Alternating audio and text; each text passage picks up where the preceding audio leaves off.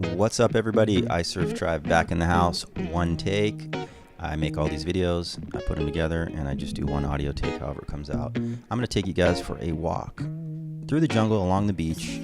I sped it up a little bit quicker because it's about a 20-minute walk, but we're going to make it like 3 minutes or less. See all those glares and all that light? That was because there was a smudge on the lens, and I almost didn't use this clip, but I was like, I don't know if I'm going to do this again, but I used the GoPro and I used a gimbal, so it was super stable. But I figured, you know what, it's not that bad, and you can still kind of come along with the journey. So basically, we're on our way to one of my favorite lunch spots, and I was just kind of playing around with the gimbal, getting close to the driftwoods and just seeing if I could, I wasn't planning on speeding it up so much. I was planning on editing it down, but I figured, you know what, let's make it one take, and you guys can come for a walk with me in about 3x or probably 4x the speed, so you guys can just kind of cruise along the beach. And if you notice, there's nobody on the beach, and if you're wondering why there's nobody on the beach, it's because this is the middle of the day, like I said, heading down at lunchtime, and it's pretty hot right now.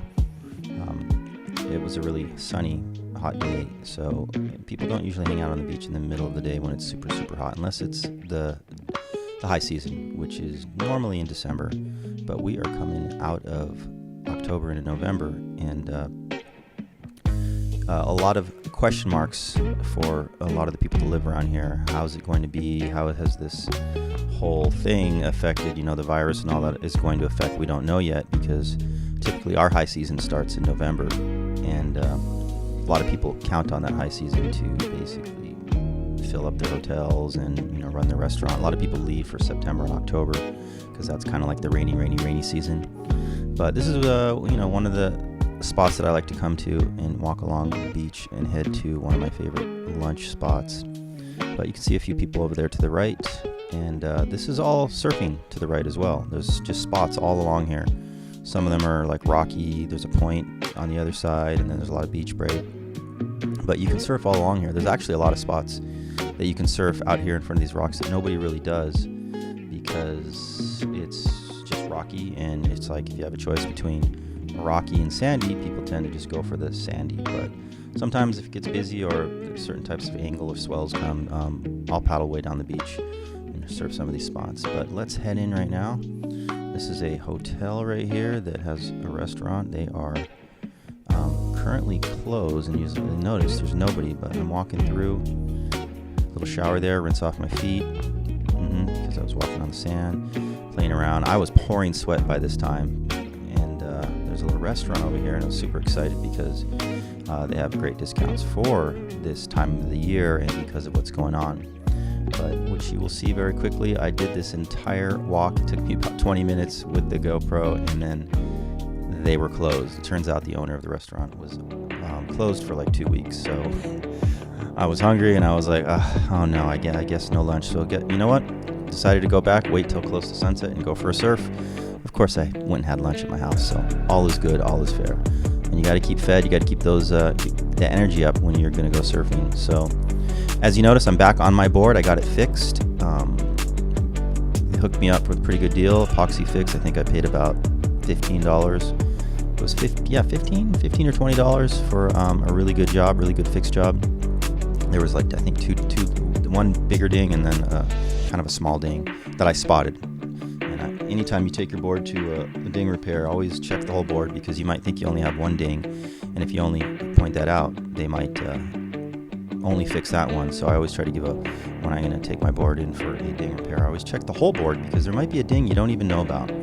So luckily I found the second ding, and now my board back on my favorite fish, Resonate by Andy. And the waves have been pretty good the last couple weeks, and as you can see, there's not that many people out because I did go out a little bit earlier. Just after lunch, I had a light lunch, hit the waves, and there's just a couple people out. And a lot of times when I shoot these videos like this, there's actually more people out than you can see, but the GoPro, I don't know, it's like a lot of times they're behind me or they're off in the distance, you don't even notice them, but you can see there's like a person out there to the left. Like, because the GoPro, the way it does things, a lot of times you don't really notice people. But it wasn't that crowded, but it does get more crowded towards closer to sunset, and that's what definitely happened. Probably another 10 people came out later. But I always like to go out when the conditions aren't the greatest, because for me, surfing, and getting in the water is not about socializing and catching a million waves. For me, I really like that solitude, and I don't mind being in kind of windy conditions, not the greatest conditions, if I can just get out there by myself for a little bit, because it's like my form of meditation, my form of thinking. It's like everything. I always tell people surfing's a lot like kind of an all-in-one package. It's like your exercise, it's like your therapy, it's like your meditation, all those things all wrapped in one, and it's like your hobby and your sport. So I know a lot of sports are like that, but something about being in the ocean just makes it special. And as I got older, I realized that it was more about being in the ocean than catching waves and just surfing, and I'm still kind of learning more about that. Here's Jesus. He came out, paddled out, so I got a few clips of him. You're going to see one where I paddle behind him and get a pretty cool shot here in a second. I think this is one right here. Yeah. And, just basically back on my board. Felt good on the quad fin. I couldn't believe how different it was to be on the thruster, and to be honest, I actually really liked it, and it reminded me of, I prefer bottom turning and pivoting. Surfing top to bottom on a thruster just works so much better for me. And here's Jesus, starting to look more like a man. I believe he's about 16 now. I don't know, he might even be close to 17, but you can see his style is really developing. He's getting more powerful, stronger. Here's another one going right, and he's got a nice style too, surfing since he's, I don't know, like 10 or 11, pretty much every day. His uncle showed him the ropes. His uncle is Armando. You guys have seen him, great surfer, and he's just training constantly, keeping his mind focused on that. A lot of surfers, that's what they're doing, is really just trying to kind of focus on positive things through this time. And that was my last wave. Heading on in, like I said, I love the way in at the end of the day. It's kind of like my time to reflect and just kind of relax the body and just let the board take me where I do. And hope you guys enjoyed this video. And once again, pura vida and aloha. Let me know what kind of videos you'd like to see.